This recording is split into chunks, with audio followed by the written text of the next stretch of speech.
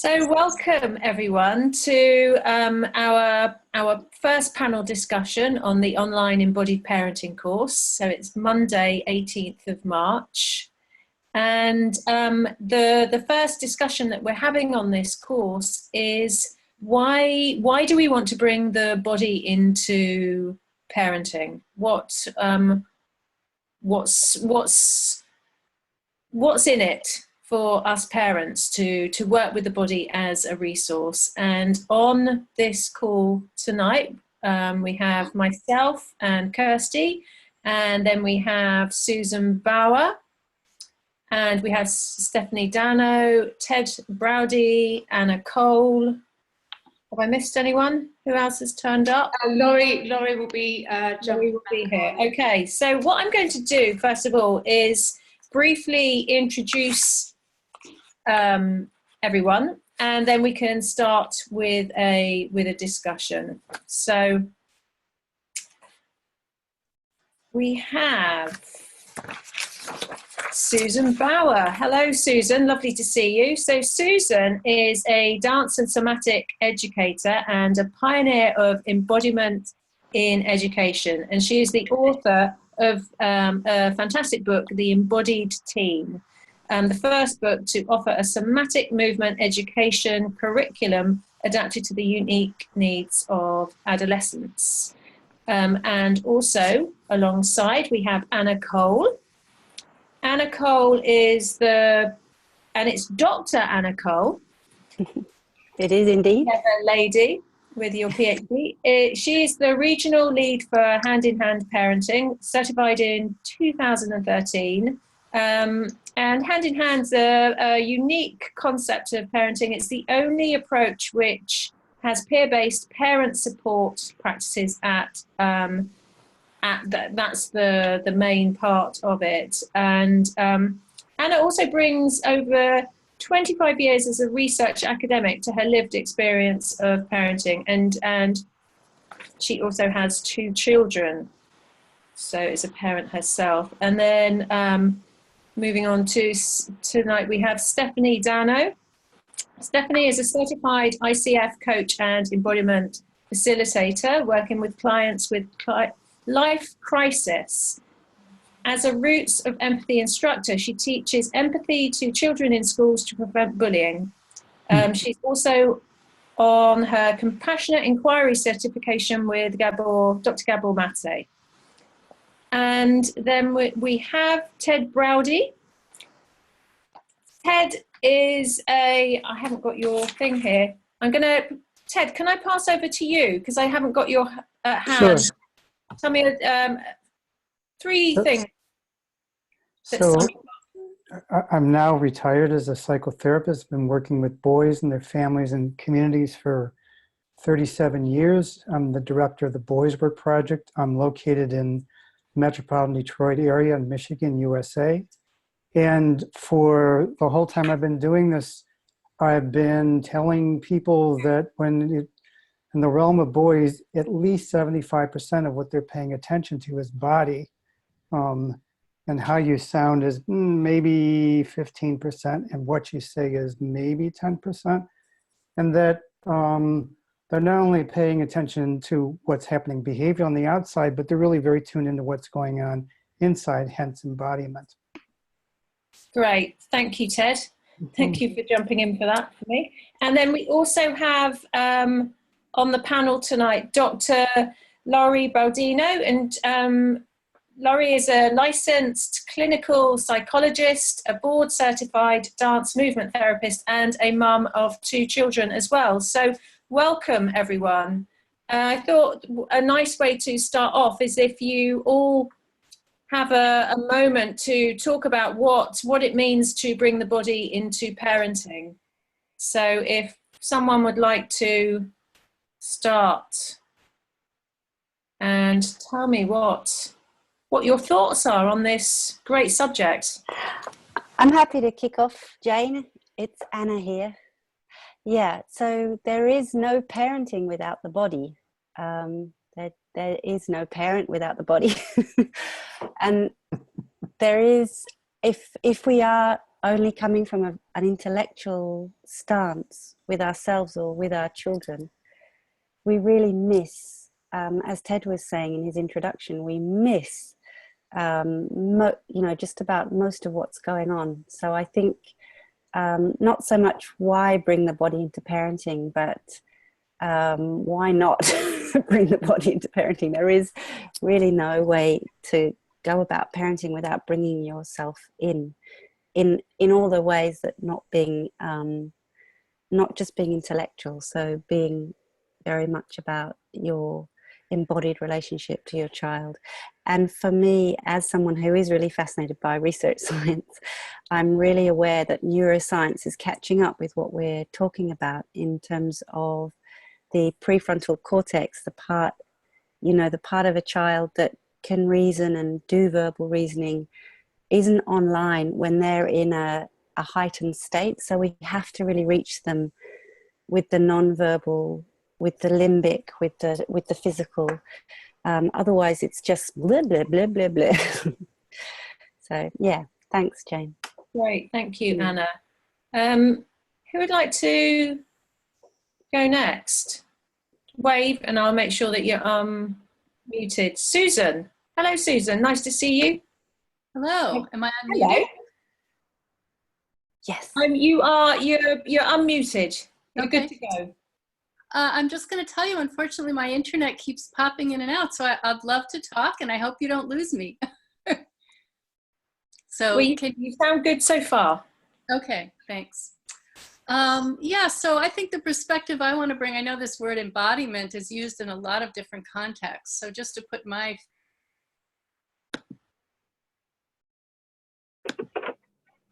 Okay, so we're losing Susan. So while we've lost Susan,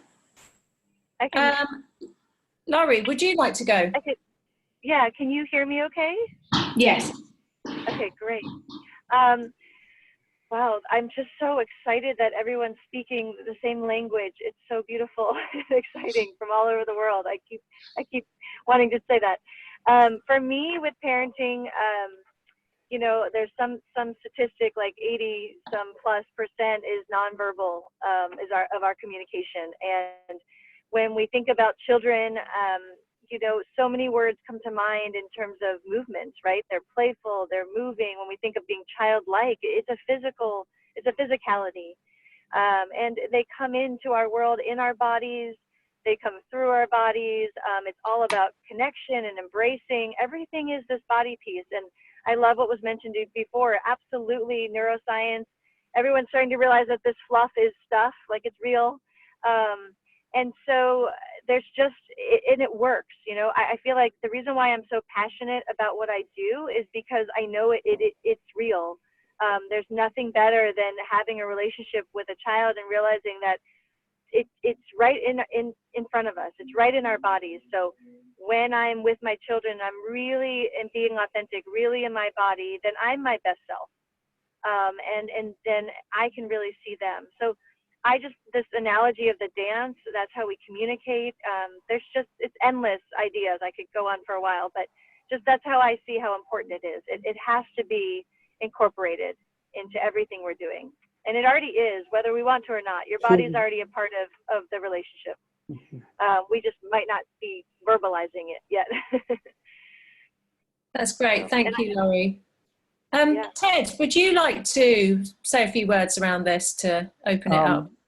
So I'll pick up with the little piece I said in the introduction, and with what Laurie said is that body's always been present. I mean, it's funny we describe, embodied as opposed to not talking about the body, when we would not even be having this conversation if we didn't live inside of our own bodies, and if our own bodies didn't live inside of a much greater set of body.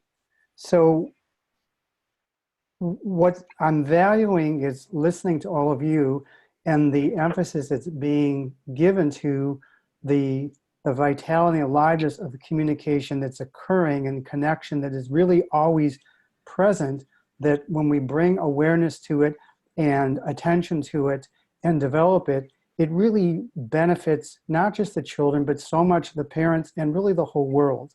I've seen just huge changes take place in boys when their bodies are being paid attention to and when they're in relationship with adults who are grounded, centered, and balanced and not really acting out of some immature body condition, because that's what the boys need in order to move out of their own childishness and move into a more mature way of being. So there's a little piece. Thank you, Ted. That's great. Stephanie, I'm just going to unmute you. Hang on. Okay. Great.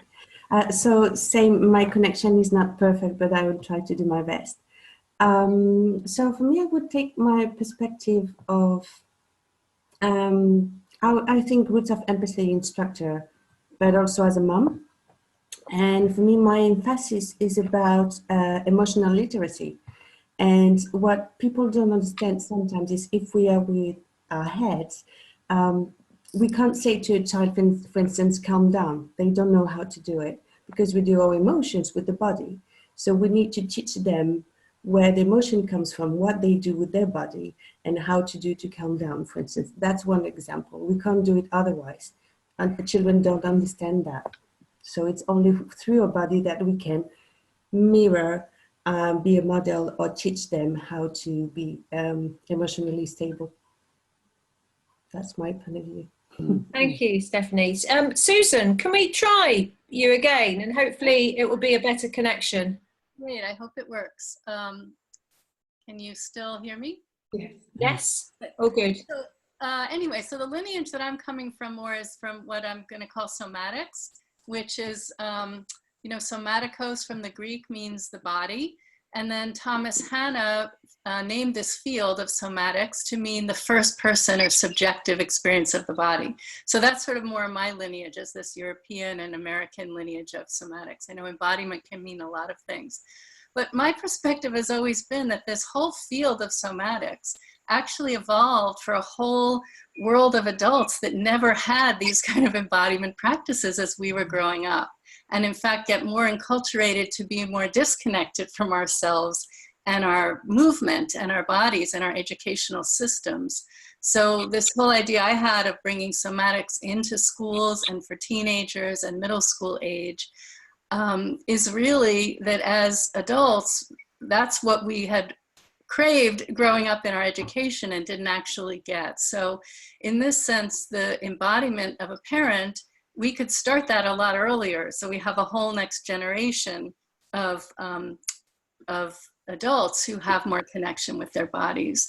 And then if we're gonna start just from where we are now and try and relate with our children and our teens, the concept I liked is body consciousness, is cellular awareness and cellular consciousness, so that we're actually, sometimes in education and psychology, they're calling that co-regulation, but that our actual body state gets perceived and sensed by those around us, so that how we're living is really impacting those around us. And when we get that sense that we're a living, breathing being, and we're connected to others, and we're connected to nature, that the water in our cells are the same as the water in the ocean, and the minerals in the earth are actually in our bodies, we also get more of an ecological consciousness. And that can be modeled by us if we really breathe and live that and not just have it as a concept. I have a little example of that I might share if I still have a moment. Yeah, please do. I was at a dance concert yesterday, and at the intermission, I went down to use the bathroom, and I came out, and there was a mother and her young daughter, and the daughter had just, maybe she was 7 or 8, used the bathroom too, and then she washed her hands, and then she went to pull a paper towel, and she pulled 1, and then she pulled 2, and then she pulled 3, and then she gave her hands a little wipe and threw them out.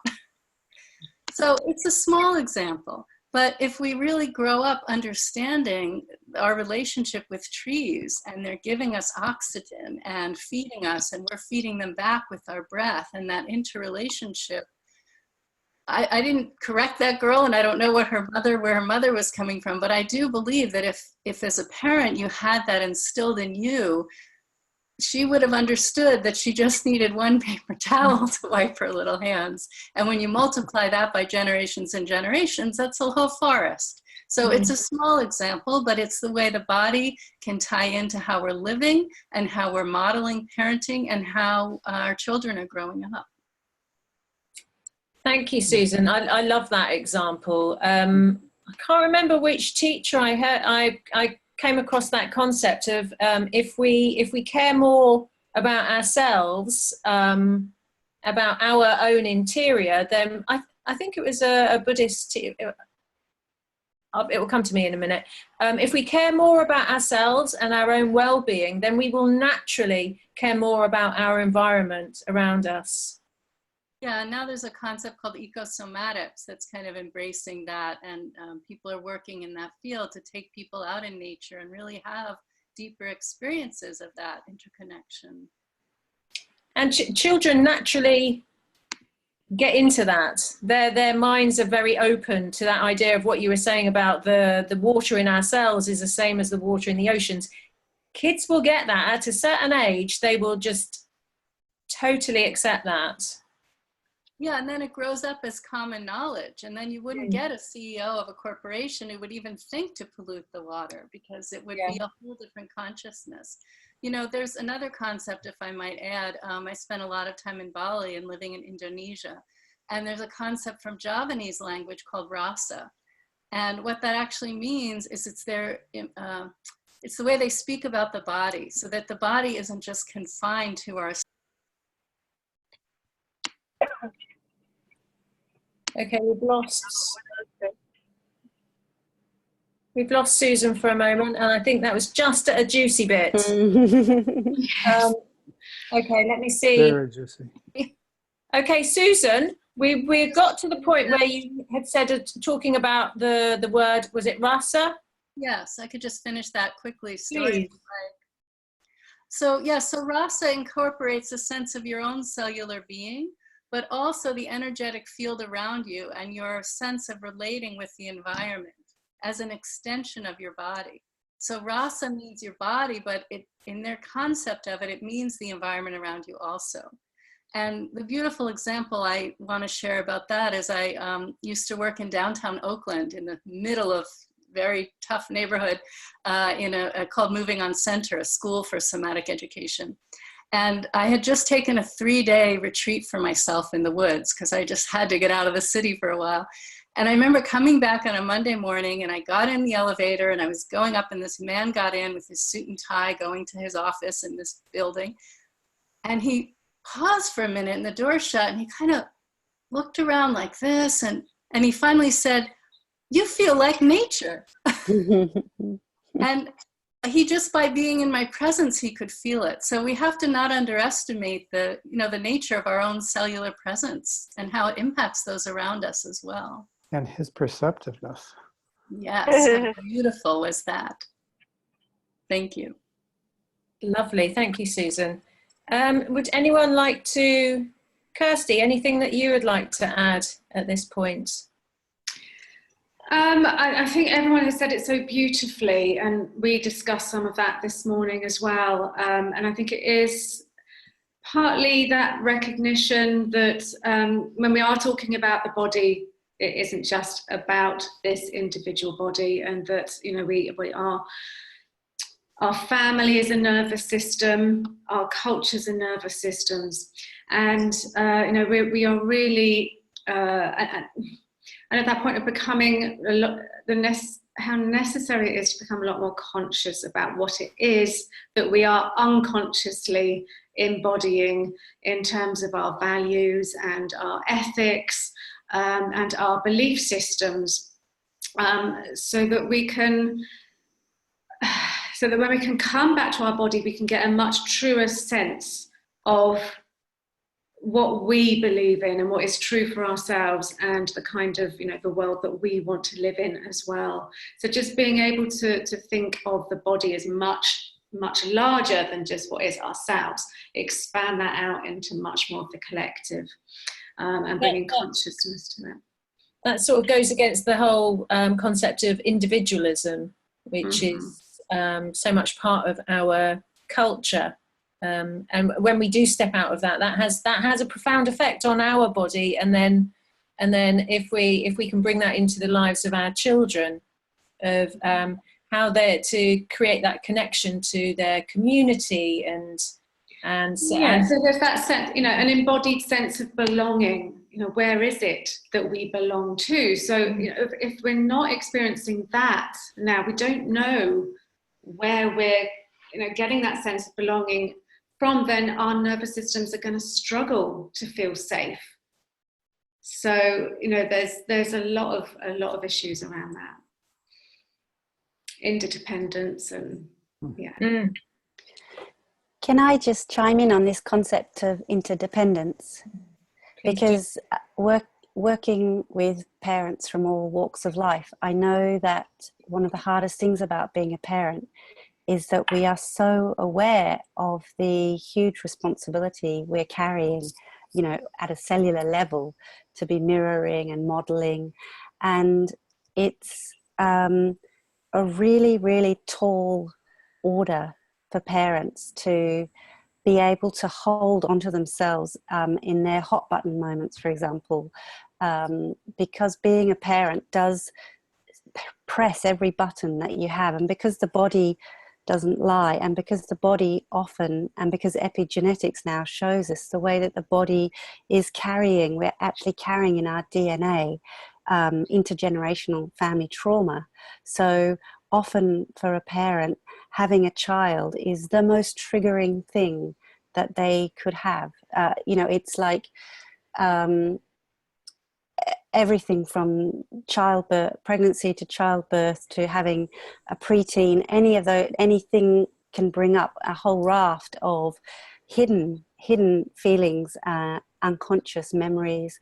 So what I know about parenting is that we have to create structures of interdependence with other parents to really get through in a way that feels healthily embodied, because it's just exhausting being a parent. It's a 24/7 piece of work, psychically, emotionally, and when you're in the very early years of parenting, a very, very, very physically demanding piece of work. And obviously, even with teens, if you want to stay very connected to them, you'll be roughhousing, and there'll be wrestling and pillow fights and, you know, games of chasey and games of catch. So it's a really physical process being a parent, but it's also a very emotionally demanding process. So I just want to really stress that the interdependence of us as a being, also we need to support each other as parents by creating relationships of mutual support, which at Hand in Hand we call listening partnerships. We have a very kind of grounded, practical way to bed that into parents' lives, because it is just such hard work being a parent. It is very, very, very hard not to get triggered by our children at a very deep level. So yeah, just wanted to throw that in the mix. I wanted to add in that, yeah, I value what you're saying. I often say our children are our little gurus. They give us messages that we didn't even want or expect, but they're right there in front of us, and we're like, oh, thanks for teaching me another lesson that I hadn't learned yet. I was supposed to learn. So it's so accurate. And just that it's amazing, and I'm someone that continues to learn this with myself, that while it can be so triggering and so challenging as a parent and working with parents, that the information's in our bodies, that like our body is giving us a message, and that we can get permission and trust that that is accurate, that, you know, there was a reason we reacted that way or responded that way or needed a break. And sometimes with all these parenting books and philosophies out there, there's all this judgment that comes up here in our minds, but our bodies continue to give us the message that we need. And that's just, I often find myself giving parents permission to, you know, what they would call a mistake, or what they would call, you know, bad parenting, or they acted out, that it was their body communicating that that was their limit, or that was, you know, their way of modeling for their child that they're human, and that this is a relationship, and this is this partnership or dance, that they're you know, learning who's leading the dance and who's following and whose turn it is. And just that, you know, the hope is, I love how we're talking about this, because the hope is that if we could start trusting our bodies and seeing that our child's communicating with their body and that we're communicating with our body, that the answers are really right there in front of us. And I think it takes some some practice, and it's new. It's not new, but it's new in terms of a mindset, I guess. But it's not a new theory. Thank you, Laurie. That makes me think of what you said about it's a practice, and for that reason, we've built in quite a few of the first sessions of the day to be primarily on building up that body-based awareness skill, to that we can learn, we can practice these ways of being with our body to learn more about ourselves and the way that we are in relationship to our children and to others. But for that to be sustainable, we have to have daily practices to build that inner awareness, body awareness, so it becomes a natural way of being, that we're using our body as a way of navigating through our day, that our body is constantly feeding back all that amazing information, and we're using our body as a way of communicating with others as well. But I know this myself. If I lose my awareness-based practices, then I lose that capacity to bring that awareness in when I really need it. Or I can think afterwards, I missed that, and I reacted. Right. I hope that it's also simple. I think sometimes we're looking for something, like someone wants like a tool, like what do I do right now? Like, even this whole body and movement stuff, especially with the word dance, people want it to be like, what's the technique? Like, what's the exact cookie cutter thing I'm supposed to plug in? And that's where sometimes this field has become more abstract, where it's not something someone could hold on to. So they've kind of pushed it off to the side. And I think the simplicity is enough, like that it is something real. I was at a lecture recently, and they were saying if the child is playing in therapy, if they're moving, then that means you're doing something right. Mm-hmm. But it seems like you would really be like, oh, that seems so simple, like they're just playing. But yes. So just that, I hope that we can get to a place where we're living in this body. It's right here. Laurie, I've told parents for years, that if they were watching me work with a boy and he's playing away and I'm sitting there, or I'm playing with him, and you're paying me all this money to sit and play, but magic is happening in the play. It looks like nothing's occurring when actual change is happening for him in the moment that will be life lasting for him. Yeah. Right. Yeah. From a neurological, you're changing brain pathways, you're changing a cellular way. Yeah. But sometimes we are looking for something heavier or something more, so it's just amazing. I also like what you said about developing the capacity to be non-judgmental about what's showing up bodily in the moment, because it's always useful information. It's a form of data, it's a form of communication. And if we'll receive it with grace, there's lots of value to it and lots of opportunity. A whole lot of my work has to do with conflict, and David uses the same phrase I do. It comes from the same area, doing conflict well, so that the little people learn that we're human. Well, they already know we're human because we're of humans. And when we do something that we regret and want to fix and apologize for and make better, that we show them the way to do it. We do it. And then they can access their own capacities to do it. And it can be very, very simple.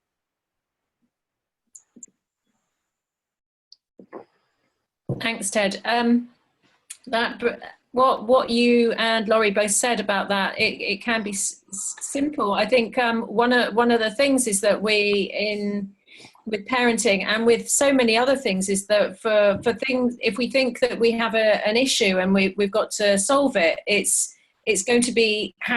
will have to be something that's really complicated, that is going to do the job. Sometimes we can get into that thinking, but in actual fact, we miss the trick with the simplicity. And I'm going to, tomorrow morning, the first session of the day, I'm running a movement and breath practice for building up awareness and self-care. And a lot of how I practice with that is by doing a lot less, or experiencing the body doing nothing, and pausing, and almost like retraining ourselves to take a pause when we find ourselves potentially going from one thing to another thing to another thing, and not having those pauses to actually drop into ourselves and reflect and think, okay, what's going on for me? What do I need now? Or what's happening with the people around me? And that's simplicity. But we miss that. Yeah. Yeah, we can really underestimate the power in those simple practices. One that we were talking about this morning, that we're keeping a thread coming through the day, is that coming back to the biological impulses and just being able to listen to what is going on in the body and responding to that. Just getting a drink of water, going to the toilet, standing up when we want to stand up. And that sounds really simple, but as an example, I had a client that came to me a few years ago who was wanting to explore boundaries, her capacity to say no, to be able to stand up for herself in a work capacity.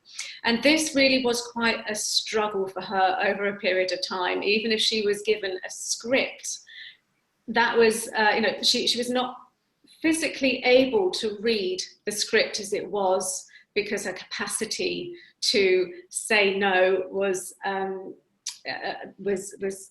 very very rigid, very constrained for her. And we managed to go through a few, we made a little bit of progress, and then she moved out of the area. And she contacted me more recently because she just awoken to the fact that her partner was narcissistic. And so again, wanted to come back with this idea of maybe she can start to find a way again to stand up to him, to feel herself more empowered around him. But, I felt that was not necessarily going to be a very safe thing for her to do, because I didn't know how this partner was going to react. If she was going to push against him, then the more that he might push back harder. And what she found most powerful was this exercise of being able to just stand up when she wanted a glass of water, go get a glass of water, bring it back and drink it. And as she would do that, she would just narrate to herself, I am taking care of myself by getting myself a glass of water. And just that little piece, it really started to build the resource up to get a little bit of that resiliency, a little bit of the self-agency, and a little bit of power back into her world. And that's just been her practice, but it's the simplest thing. As we were talking about it, we were saying, well, that sounds really silly.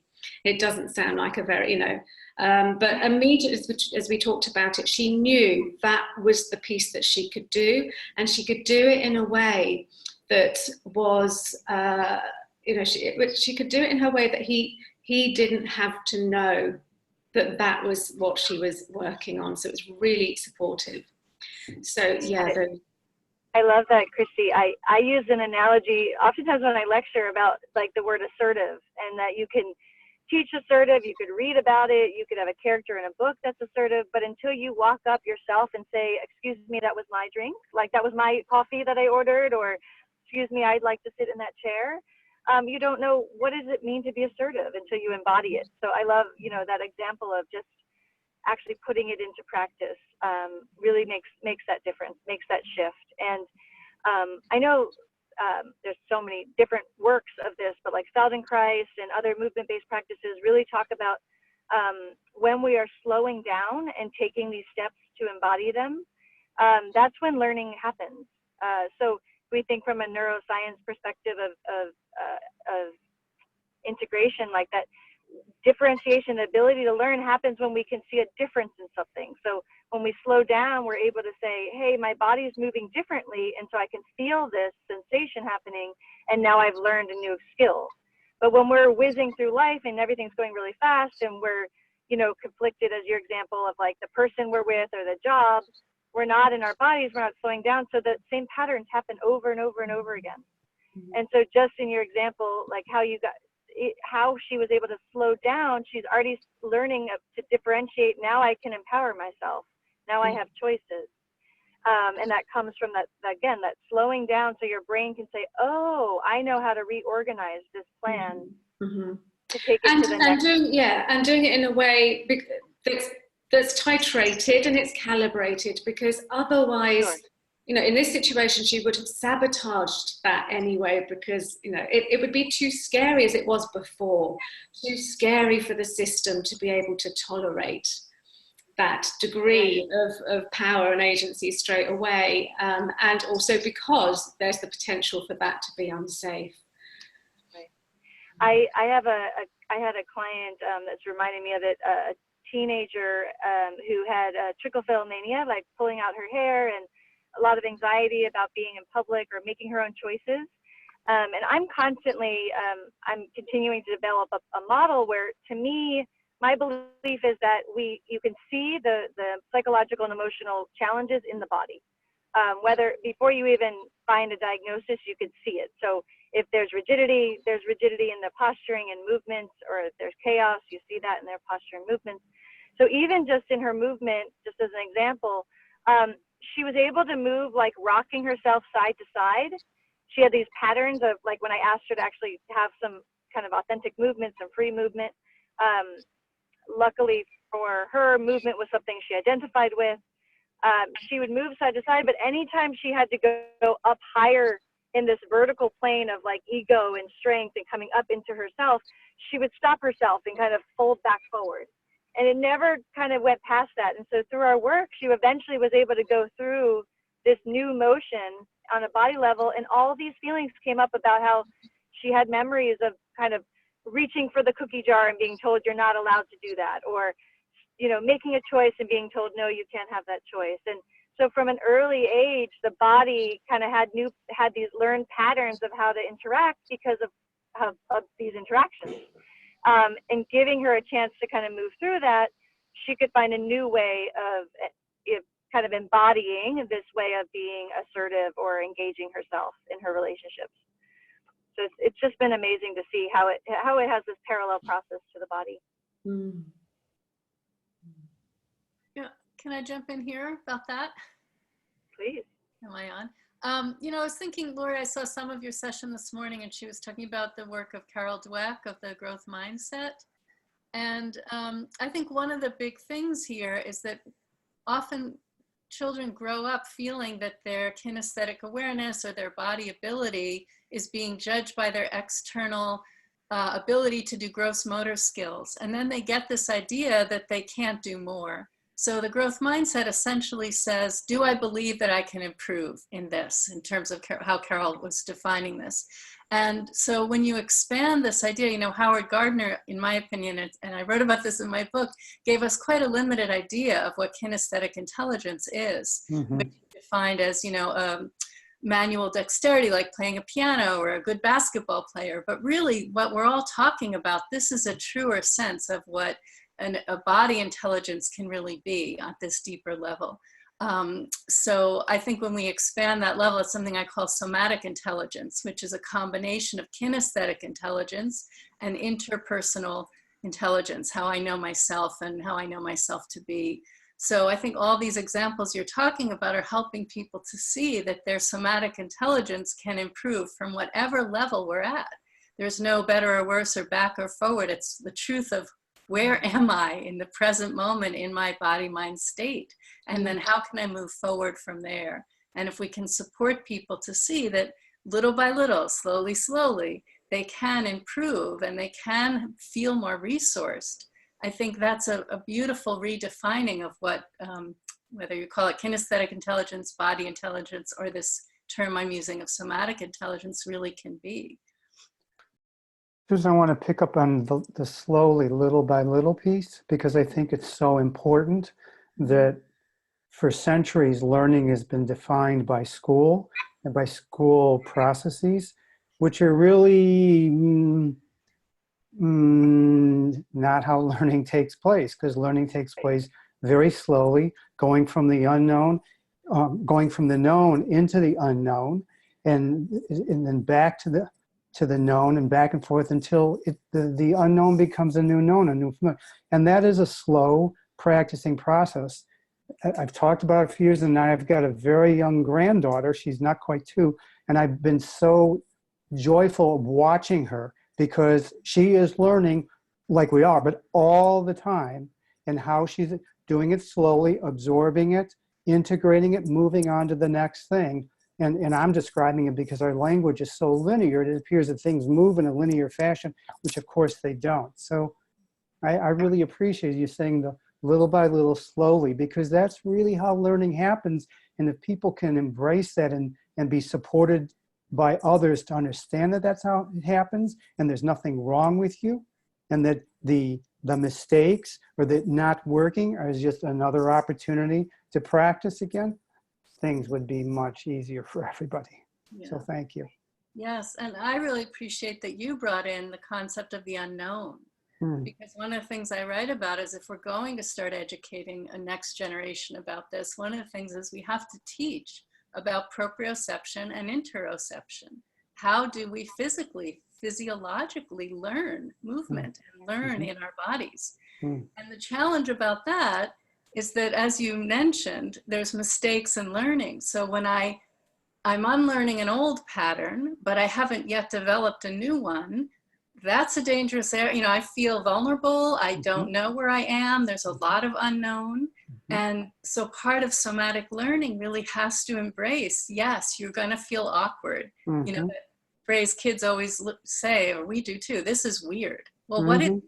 It's something we don't know, we haven't experienced, and it can feel scary. So there really needs to be that slow pace, and that I'm doing this with my arms, that understanding container, that somatic learning is a process, and it's going to be messy, and you're going to feel that there's the unknown, and then you're going to find that new landing pad of, oh, now this is a new place, I can feel solid in this, until the next one.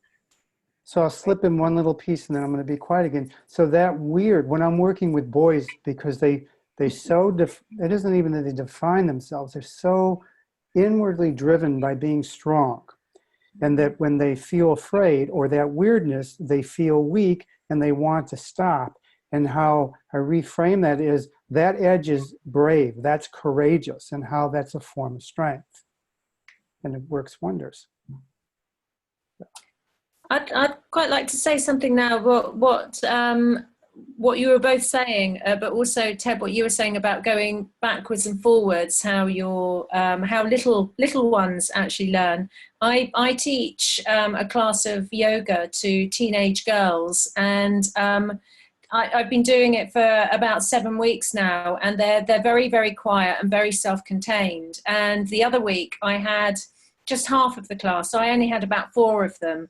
And it was a very different class. And I got them, the week before, I'd got them doing rolling, lying on their back and rolling backwards and forwards on their body. And they all really didn't want to do it, because they obviously hadn't done movement like that since they were about, 10 or 11 years old. And it was very awkward for them. And they gradually kind of got into it. This time, when there was just 4 of them, one of the girls, who's normally quite quiet, instantly said to me, "Oh, can we do that rolling thing? I like that. That was fun. That made me laugh." And I was like, "Yeah, come on then, let's do it." And they became animated, and they were getting pleasure from it, and they were being playful, which I had not seen them do at all, because, you know, teenage girls can become very sort of, I don't want to lose my cool. And going on from that, I said, come on then, let's what about handstands? Who's done a handstand recently? And they were like, no, I haven't done that since I was about, 11. Oh no, I can't do that. And I gradually got them into doing it by doing little donkey kicks, And then I showed them how I kick up on the wall, and I had got them all trying going up on the wall, and they're again having loads of fun, really giggling and laughing, and I could see they had a real sense of they were proud with themselves that they had done that, and that was the thing. They went back to that learning stage. Like, I remember when my daughter was about 8 years old, all she did was handstands and cartwheels. You know, one summer it was all that. So they kind of went back to then go forward with it, which was really interesting. It's such a beautiful parallel process of like all the things that teenagers go through, like that those, and all of us, but just the emotions of, you know, sitting in the unknown and the discomfort, and then trying something out and trust, and you know, it just, all these movements, that mastery that comes up. It's such an incredible way to look at this parallel process that happens in the body, and that there doesn't have to be an outcome to it. It's just giving them this pure sense of like, these are the dynamics you're going to be facing every day. We don't even have to talk about that piece right now, but just that you're doing these things, and once your body knows you can do it, imagine what else you can do. Imagine what else you could take on. That sitting in that weirdness or the unknown. It's such a beautiful thing. And bringing the sense of play that Jane's bringing up, right? Is that it can be so fun to try happens. also. Yeah. It's weird and fun. You know, yes, so. and powerful. This was just coming up on a breakout group that me and Laurie were in previously. And whilst we've got Ted here, I'll be quite interested in Ted's perspective. When we talk about the body in parenting, it often is around getting ourselves to be calm, being regulated, self-regulating activities for our children. We don't talk so much about how do we get comfortable with power, with our energy, with our activation, being able to focus that into you know, our passions and our futures and all of those pieces. So I'm quite interested to hear what some of you might have to Christy, I just wanted to add on that I do this with schools too, like, and or parents, like, I know we were in that conversation together, but just like, where is the space to be rowdy, to be messy, to be vibrant, to be satisfied and exploring and rageful, all these bigger kind of the fighting qualities. It doesn't have to be a negative thing. No, but it could be celebrated. Yes, and where do we create those safe places so that it's not always about trying to manage? You know, we'll try and get you to regulate your anger and, you know, manage your anger and tame your anger. But where are we allowing those safe places, you know, even as parents, to allow that energy to be, you know, expressed in that powerful way? There's this beautiful documentary about the pandas in China, and this man in Maine raises black bears, and he said, I don't have to teach the black bear to be a black bear, he just is. And I had tears when I was seeing it, because you're watching him say this as this black bear, this baby black bear, is rolling and growling and scratching and climbing, and he's just looking at him like, well, that's because he's a black bear. And I'm thinking, yes, that's what we should be thinking about with kids. Yes, of course, they're jumping and running and yelling and screaming and rolling, and what if we just said, yeah, I don't have to teach them, they just are. Fred Donaldson's work with original play is all about that, Laurie. He's been, I don't know what the O stands for, but Fred Donaldson, and Playing by Heart was his first book 25 years ago. And then last year, 2017, he published another book, and I don't remember the name of the title, but it's all how play is inherent in us, and its movement. And it's really very lovely. He comes out of an Aikido background, but he's done a lot of work with animals, particularly with wolves. And he doesn't have a real strong following from what I can see in the United States, but very strong in Europe. That's great. Thank you. I'll have to look into it. Yeah, I would chime in on this topic too. I think this is a lot of what I've done in this somatic curriculum I've designed, is So a lot of my study has come from Bonnie Bainbridge Cohen, who's the body mind centering work and experiential anatomy. And in that work, what we're really doing is trying to embody all aspects of ourselves. And in this context, it's all body systems. So when we're trying to regulate and calm down, and that's all very cerebral spinal, which is like a sort of meditative quality where we go inward. And a lot of like mindfulness and those programs focus on that.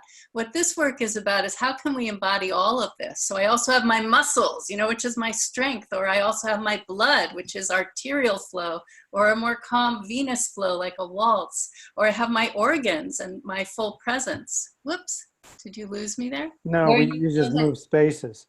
Okay.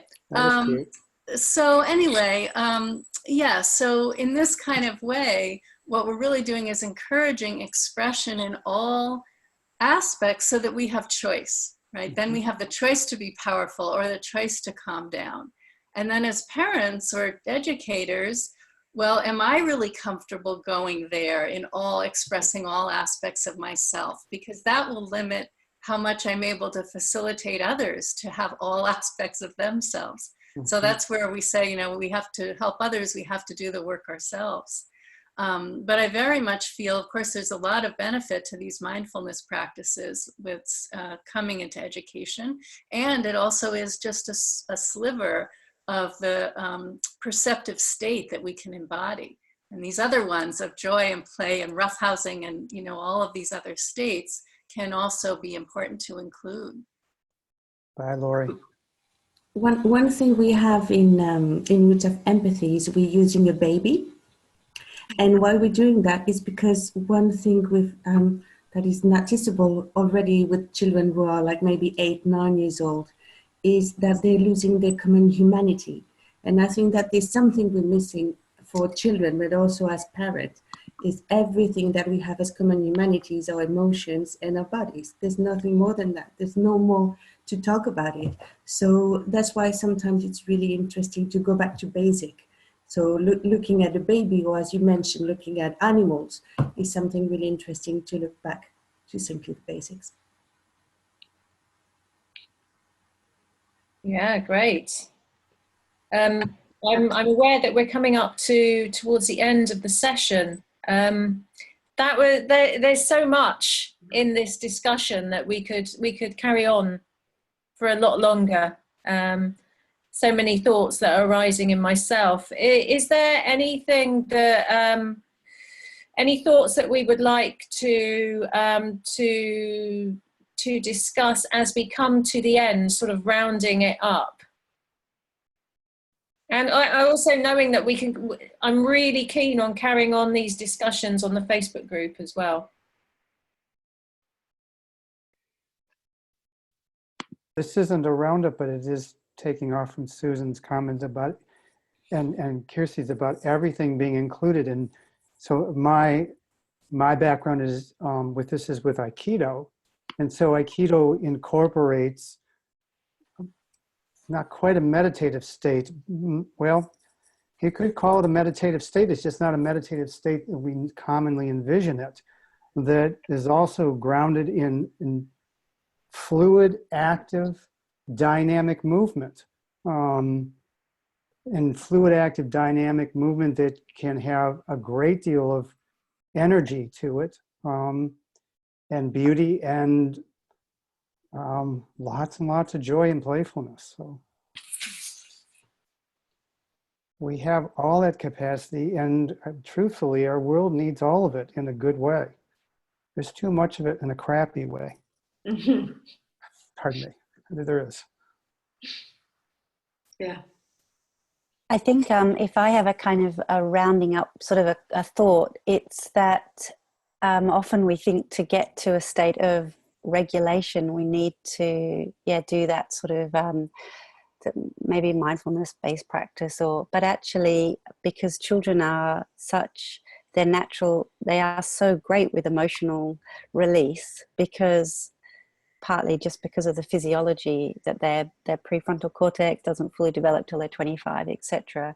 Because they are very social and socially and emotionally like developed, actually. Like their emotional antenna is so strong that the fastest way to kind of bring a child back into a state of regulation is to actually really allow the emotion, which is, you know, energy and motion, to come out in a way that doesn't allow someone else to get hurt in that process. But that I think as a culture we're very scared of big feelings and of children's big feelings, and of our own big feelings.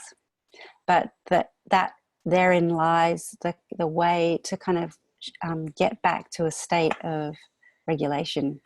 Yeah. Rather than so at bedtime, for example, a great way to get children to sleep well is not to go into lots of, you know, gentle, calming meditation and music, but to have a pillow fight, to have, like, it seems counterintuitive, but get in there, get the laughter flowing, because laughter releases tension.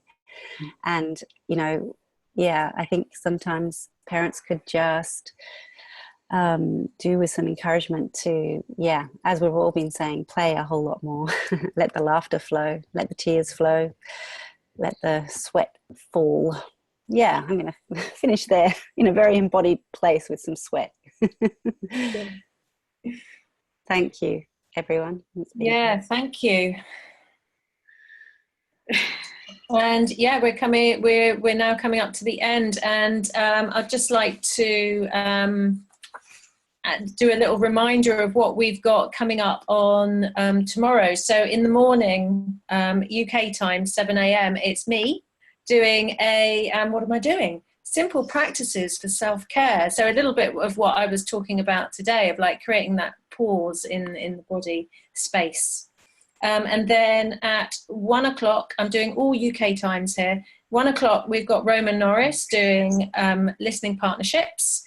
And at 7:30, we have Susan Bauer, who we've got here. And it would be great to discover a bit more about what you were talking about and your book, The Embodied Teen. And then at 9 o'clock, we have Anna. So fantastic. Really looking forward to carrying on all of these discussions and different ways of being. So thank you so much for all coming and discussing this rich subject.